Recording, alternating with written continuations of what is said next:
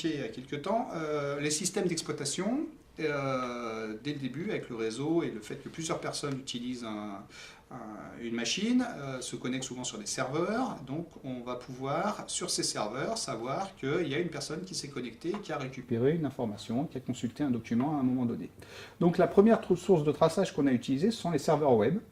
Donc les serveurs web, ils avaient déjà leur système de traçage, qu'on appelle des logs, hein. Souvent c'était Apache, qui faisait le système qui permettait, le serveur web HTTP qui permet de récupérer les informations, et donc on a des informations de connexion.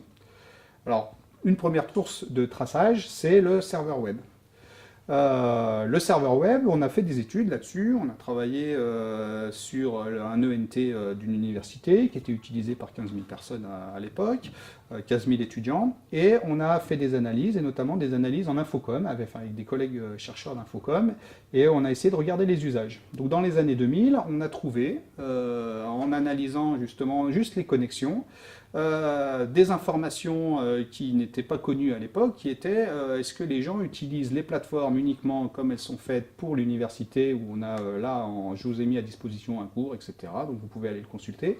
Est-ce que les gens l'utilisent chez eux?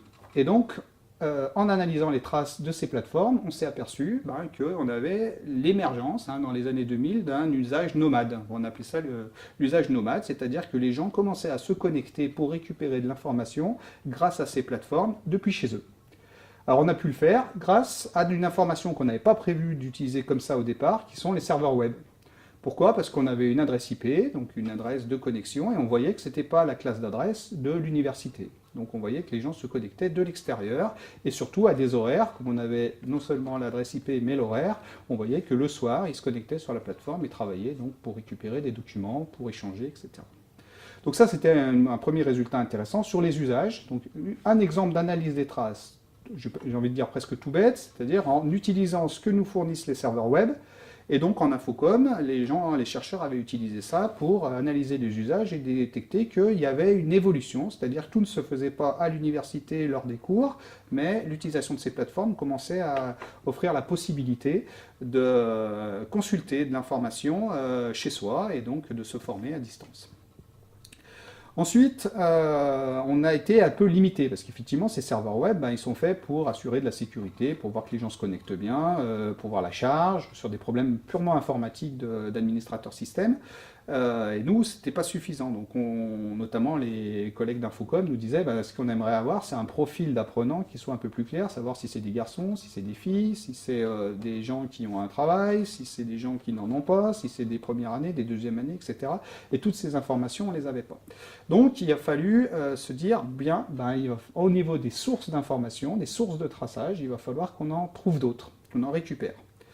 Alors, la première solution qu'on a faite, on s'est dit, bon, on a les informations sur le serveur, donc on a une personne qui se connecte sur sa machine sur le serveur, et donc on va essayer de récupérer aussi des informations depuis directement la machine pour savoir ce qu'il fait sur sa machine, quel logiciel il lance, etc.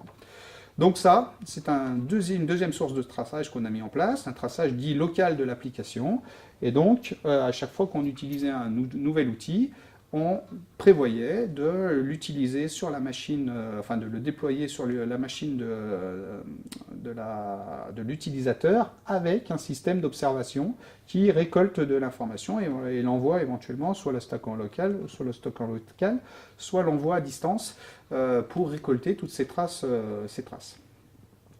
Alors, on avait développé des applications qui nous permettent effectivement d'observer ce qui se passait, puis on s'est aperçu, là aussi, qu'au niveau des sources, c'est pas suffisant. C'est pas suffisant, pourquoi? Parce que on a la connexion sur la plateforme, on a ce qui est fait à un moment donné dans l'exercice sur la machine, donc on regarde ce que la personne fait sur cette application, mais de temps en temps, la personne, visiblement, elle a une activité, elle n'est pas sur l'application, elle n'est pas en train d'interagir sur la plateforme, mais elle est en plein cours, elle est en pleine activité pédagogique. Qu'est-ce qui se passe? Et là, on ne sait pas. Donc on s'est dit, bon, là aussi, on a une zone noire, obscure, qu'on aimerait bien arriver à éclaircir. Donc comment on peut faire pour récolter de l'information? Alors, une démarche ou une approche qu'on a choisi de faire, c'est de tracer la machine complètement. C'est-à-dire de dire, on va observer non pas localement une application, mais on va observer toute l'activité qui est faite et dire, bah voilà, en fait, là, la personne, on ne voit pas qu'elle est en train de travailler, tout simplement parce qu'elle est en train de faire une recherche sur Google. Alors évidemment, il y a plein de problèmes éthiques qui se posent à cause de ce genre de choses, c'est-à-dire que les personnes ne veulent pas forcément que toutes les informations remontent, etc. Donc je ne vais pas aborder ça dans l'utilisation des traces ici, mais il est évident qu'il faut prévenir les gens, etc., qu'ils vont être tracés, qu'ils sont maîtres de leurs traces, qu'ils peuvent les effacer, choisir ce qu'ils envoient, etc. On ne rentre pas dans ces aspects-là, mais dans le principe, là on étudie les sources, donc on a ce serveur, l'application locale, finement où on a de l'analyse, et puis plus généralement toute l'activité qui est faite pour savoir ce que les gens font pendant l'activité, ce qui nous donne des indices aussi pour améliorer l'activité. Si on voit qu'il y a des recherches systématiques sur certains mots-clés, ça veut dire que ces informations doivent être fournies dans le cadre de l'activité.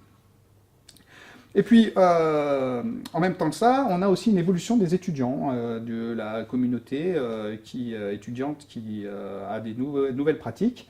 Et on s'est aperçu, et on en fait partie, qu'on utilisait énormément la messagerie instantanée. Donc là aussi, il y avait beaucoup d'informations qui transitaient dans la messagerie instantanée. Donc parmi les applications qu'on s'est mis à tracer, on s'est mis aussi à se dire, tiens, ce serait important de fournir un outil de chat pour pouvoir transmettre ça aux gens, et puis, fournir ça aux gens, et surtout nous, pour pouvoir analyser ce qui se passe. Et donc voir s'il y a des échanges entre étudiants, de la collaboration, des demandes qui sont faites, etc. Donc là aussi, il y a des outils supplémentaires qu'on a commencé à tracer, donc les gens se sont dit, ça peut être intéressant. Alors, on parle de messagerie instantanée, donc du texte, mais on peut imaginer aussi de l'audio, de la vidéo, de traquer de la position. Il y a des gens à Grenoble qui ont travaillé sur justement l'analyse en filmant les gens, et en regardant leur comportement, en filmant juste leur apparence, en s'apercevant que quand en gros ils se tassent un peu sur leur chaise, ça signifie, c'était souvent un indicateur intéressant qu'un étudiant était en difficulté. Voilà. Bon. Donc toutes ces sources de traçage, textuelles, vidéo, audio, etc., peuvent nous servir à alimenter un ensemble d'observations, donc ce sont des traces numériques qu'il va falloir ensuite analyser. Alors pareil, il y en a certaines, on va pouvoir réagir très rapidement, on verra comment on va faire ça, et puis il y en a d'autres, c'est forcément de l'analyse a posteriori, parce que forcément ça demande un traitement, etc. Mais on tend vers essayer d'avoir de l'information le plus rapidement possible. Et puis, pour terminer sur les différentes sources de traçage, il y en a toujours qui apparaissent à chaque fois avec les nouvelles technologies, avec les objets connectés, etc. On repère un certain nombre de choses. Et donc là, on va terminer ce tour d'horizon des sources de traçage possibles, avec notamment les équipements spécialisés, les capteurs physiologiques éventuellement. Donc je parlais des oculomètres, donc des systèmes qui suivent la rétine, et donc pour regarder pour être conscient de l'endroit où regarde la personne et où il cherche de l'information. Donc ça nous sert par exemple dans les IHM pour améliorer l'ergonomie des outils. On a aussi les Brain Computer Interface, ou BCI.